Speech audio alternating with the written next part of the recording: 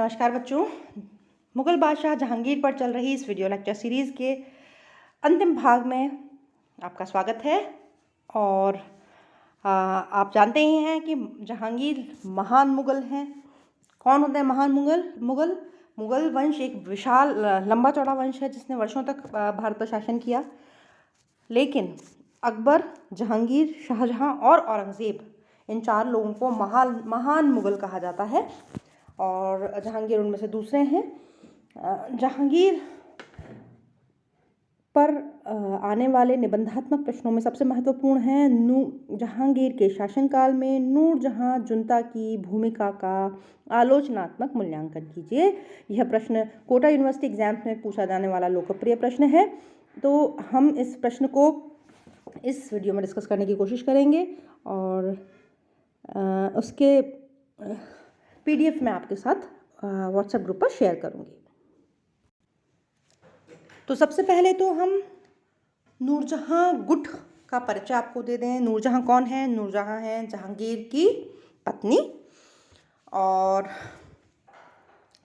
उनके गुट में उनके पिता एतमाउद्दौला, माता असमत बेगम, भाई आसिफ खां और शहजादा खुर्रम शुरुआत में शामिल थे। बाद में शहजादा खुर्रम इस गुट से अलग हो गए।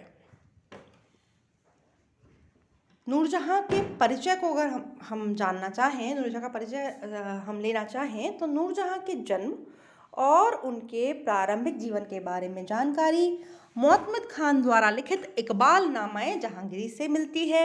उनके बचपन का नाम या उनका मूल नाम मेहरुन्निसा था। विवाह के बाद जहांगीर ने उन्हें नूरजहां की उपाधि दी थी।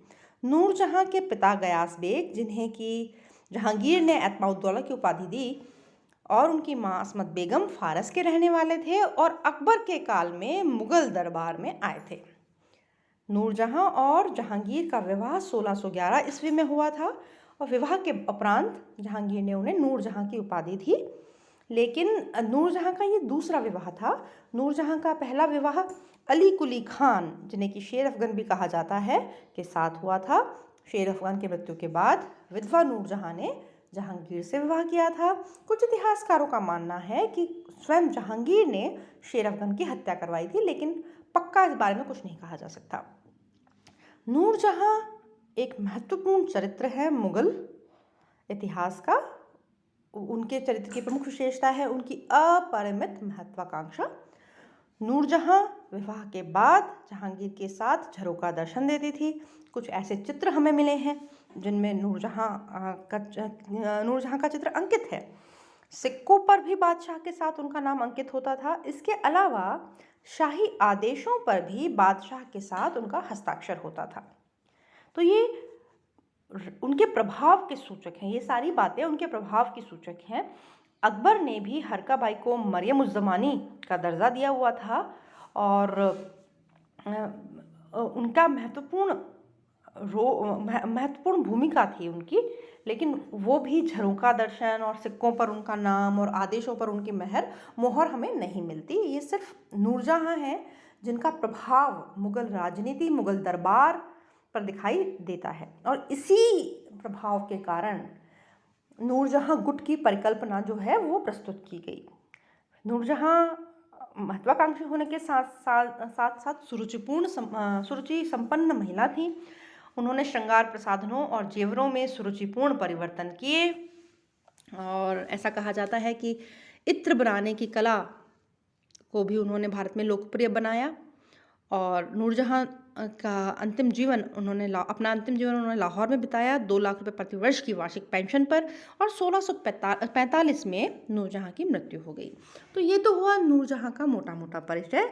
आपको प्रश्न का उत्तर लिखते समय सबसे पहले नूरजहां और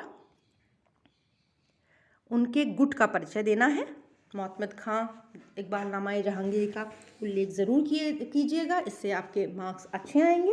अब हम बात करेंगे कि नूरजहां की राजनीतिक भूमिका क्या थी। नूरजहां और नूरजहां गुट की राजनीतिक भूमिका क्या थी? जहांगीर के शासनकाल में नूरजहां की राजनीतिक भूमिका विभिन्न इतिहासकारों के बीच में विवाद का कारण बनी रही। कुछ इतिहासकार कहते हैं कि नूरजहां ने जहांगीर के साथ विवाह के बाद अपनी स्थिति का लाभ उठाते हुए, अपनी महत्वाकांक्षाओं का अनुसरण करते हुए मुगल दरबार की राजनीति में सक्रिय हस्तक्षेप किया। उससे क्या हुआ? उससे मुगल दरबार में गुटबंदी की समस्या उभरी और साम्राज्य का अहित हुआ। जबकि कुछ अन्य इतिहासकार इस विचार को निराधार ठहराते हैं कि इस संदर्भ में हमारे पास कोई ऐतिहासिक प्रमाण उपलब्ध नहीं है।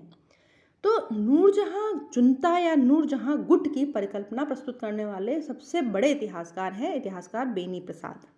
उन्होंने ये विचार प्रस्तुत किया है कि 1611 में नूरजहां और जहांगीर के विवाह के बाद नूरजहां गुट जो था उसने लगभग 1 दशक तक मुगल दरबार में अपना प्रभाव बनाए रखा।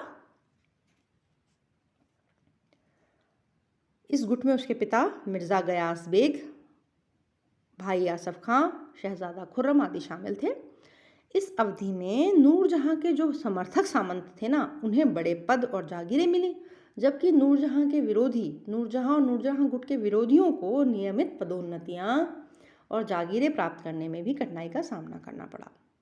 बेनी प्रसाद ये भी कहते हैं कि नूरजहां ने शहजादा खुर्रम, आप जानते हैं ना शहजादा खुर्रम कौन है? शहजादा खुर्रम शाहजहां है, ठीक है। शाहजहां का मूल नाम शहजादा खुर्रम था और बाद में उन्हें शाहजहां की उपाधि जहांगीर ने दी थी, ठीक है। तो ये कहते हैं कि नूरजहां द्वारा खुर्रम को समर्थन इसलिए दिया गया कि वह जहांगीर के बाद खुर्रम को उत्तराधिकारी के रूप में देखना चाहती थी। उसे ये आशा थी कि अगर वो खुर्रम को समर्थन देगी तो कालांतर में खुर्रम बादशाह बनने पर उसके राजनीतिक महत्व को बनाए रखेगा। लेकिन जैसे कि एक मयान में 2 तलवारें नहीं रह सकती, वैसे ही 2 महत्वाकांक्षी व्यक्ति एक गुट में शामिल नहीं हो सकते। नूरजहां खुद महत्वाकांक्षी थी और खुर्रम भी बहुत महत्वाकांक्षी था। नूरजहां को तुरंत ही समझ में आ गया कि खुर्रम महत्वाकांक्षी है, इसलिए वह कभी भी उसके प्रभुत्व को बने नहीं रहने देगा। अतः उसने खुर्रम को समर्थन देना बंद कर दिया और जहांगीर के एक अन्य पुत्र शहरयार को समर्थन देना आरंभ कर दिया। यह उल्लेखनीय है कि अपने पहले पति शेर अफगन से नूरजहां को एक पुत्री हुई थी जिसका नाम था लाडली बेगम। नूरजहां ने अपनी पुत्री लाडली बेगम का विवाह शहरयार के साथ करवा दिया और शहरयार को जहांगीर का उत्तराधिकारी बनाने के लिए षड्यंत्र रचने लगी। शहजादा खुर्रम इन षड्यंत्रों से अप्रसन्न था, इसलिए जब उसे कंधार पर ईरानी आक्रमण का विरोध करने के लिए जहांगीर ने वहां जाने का आदेश दिया तो उसने 1621-22 में विद्रोह कर दिया। इस विद्रोह के कारण कंधार की रक्षा ठीक ढंग से नहीं हो सकी। खुर्रम ने मना कर दिया तो शहजादा परवेज को नेतृत्व के लिए भेजा गया वहां पर और वह ईरानियों की सेना से पराजित हो गया और कंधार पर हमेशा के लिए ईरान का अधिकार हो गया और मुगल साम्राज्य को बहुत बड़ी क्षति हुई। दूसरी तरफ विद्रोह के कारण साम्राज्य के भीतर भी अशांति और संकट उत्पन्न हुए। जब खुर्रम ने अहमदनगर के मलिक अंबर के पास शरण ली तो दक्षिण में मुगलों की समस्याएं और बढ़ गईं। इस विद्रोह के दमन में महाबत खां ने सक्रिय भूमिका निभाई। कहा जाता है कि नूरजहां जो है वो महाबत खां की विरोधी थी, लेकिन फिर भी उसने खुर्रम के विरुद्ध महाबत खां का सहयोग किया। बाद में महाबत खां के प्रभाव को कम करने के प्रयास किए गए तो उससे अप्रसन्न होकर महाबत खां ने भी 1624 में विद्रोह कर दिया। इस तरह से हम देखते हैं कि मुगल राजनीति में नूरजहां के हस्तक्षेप के कारण राजनीतिक अस्थिरता उत्पन्न हुई। खुर्रम विद्रोह कर रहे हैं, महाबत खां विद्रोह कर रहे हैं और उससे इस राजनीतिक अस्थिरता से मुगल साम्राज्य कमज़ोर हुआ, कांधार मुगलों के हाथ से निकल गया। ये सारा जो विचार और परिकल्पना है, ये सारी जो बातें हैं, ये कौन कर रहा है? इतिहासकार बेनी प्रसाद के हवाले से हम कर रहे हैं। इस नूरजहां जुंटा की सक्रिय राजनीतिक भूमिका का जो मत है वो इतिहासकार बेनी प्रसाद प्रस्तुत करते हैं, लेकिन दूसरी ओर कई सारे इतिहासकार इस मत का विरोध करते हैं। वे ये कहते हैं कि नूरजहां द्वारा मुगल राजनीति में हस्तक्षेप करने और राज्य को क्षति पहुंचाने के आरोप निराधार है। ऐसा कहने वाले प्रमुख इतिहासकार कौन कौन हैं? इतिहासकार नूरुल हसन, और इतिहासकार आर.पी. त्रिपाठी। नूरुल हसन ने नूरजहां गुट की परिकल्पना का खंडन करते हुए कहा है कि ऐसा कोई गुट नहीं था और इस गुट और उसकी कारगुजारियों की ऐतिहासिक तथ्यों से कोई पुष्टि नहीं होती। आर.पी. त्रिपाठी कहते हैं कि नूरजहां पर लगाए गए सभी आरोप निराधार हैं। जहांगीर और शाहजहां के बीच जो मतभेद थे उनके लिए नूरजहां को उत्तरदायी ठहराने का प्रयास जानबूझकर किया गया है ताकि जहांगीर और शाहजहां दोनों को दोष मुक्त सिद्ध किया जा सके।